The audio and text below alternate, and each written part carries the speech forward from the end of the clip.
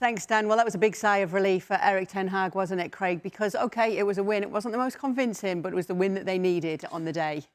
Yeah, he just had to avert a potential disaster, and it was close.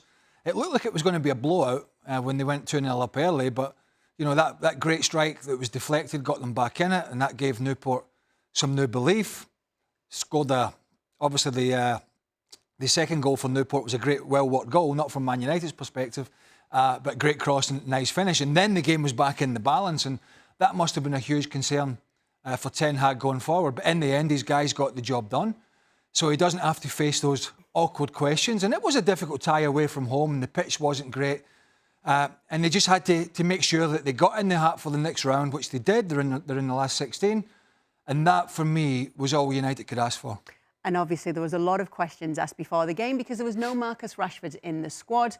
Erik ten Hag was pushed on this before the game, asking why he wasn't in the squad. The website had said it was an illness. He would not say, he just said it's an internal matter, and he continued to say that, which suggests it is something more. Well, Marcus Rashford was spotted in that nightclub Thursday or around about that, phoned in to training ill the next day. There is clearly more to this than meets the eye. I just don't I don't get it with this Marcus Rashford guy.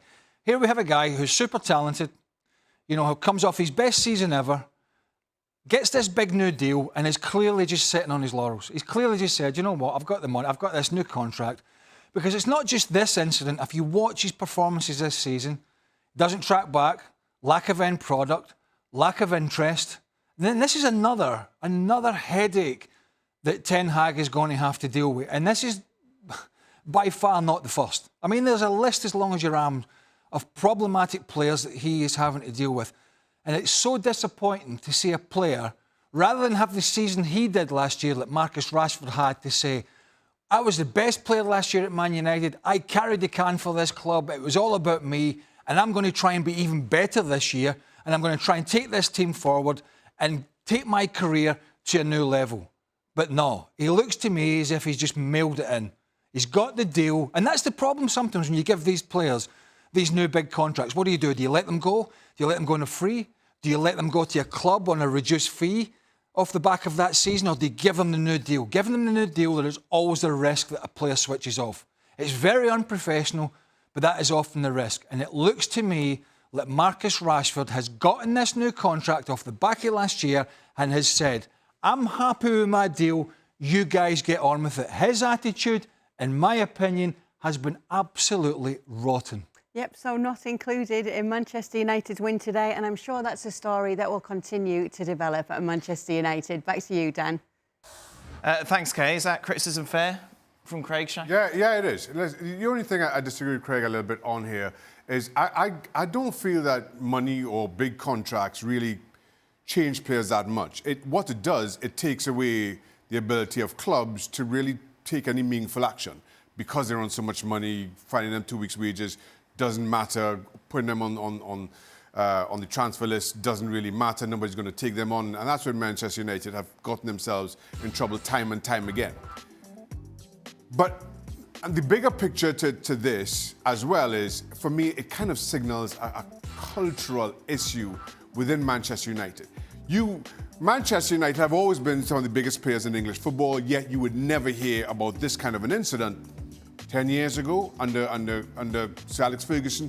Never. So there's a bigger picture to this. As far as Marcus Rashford goes, that's inexcusable. There is nothing you can say that somehow makes this in any way acceptable at any level as a professional. I'm not talking about Manchester United. I'm not talking about an England striker who had the season that he did last year.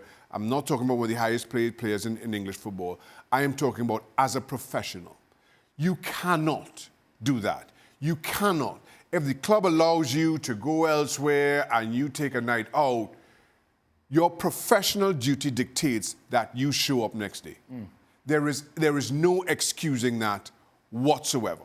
So added to all the issues coming into this, added to your poor form, this incident, again, just makes everything so much bigger than maybe it would be if it was standalone.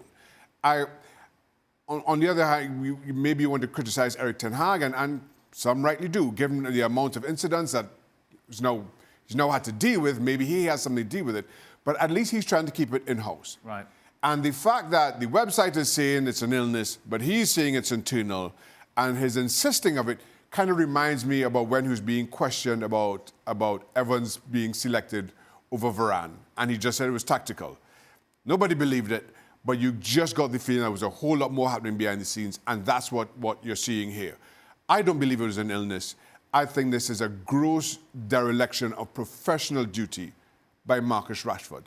You cannot excuse that. As a club, Manchester United should not accept that either. So Manchester United through to the next round. The draw was made today, by the way, for the 5th round of the FA Cup. Let's take you through some of the standout ties. There aren't that many, in all honesty. Blackburn take on Wrexham. That's, of course, on Monday. The winners of that will play host to Newcastle. Elsewhere, Leeds and Plymouth played out a draw yesterday. They will take on either Chelsea or Aston Villa. Bournemouth, Leicester, Liverpool against Watford or Southampton. Bristol or Nottingham Forest will fancy their chances against Manchester United. Wolves against Brighton. Poor old Maidstone. You get it. Yeah, you want another scout. Yeah. They might fancy their chances. Go there and win, and who knows? Well, yeah, exactly. You don't want Sheffield. Be positive. Be positive.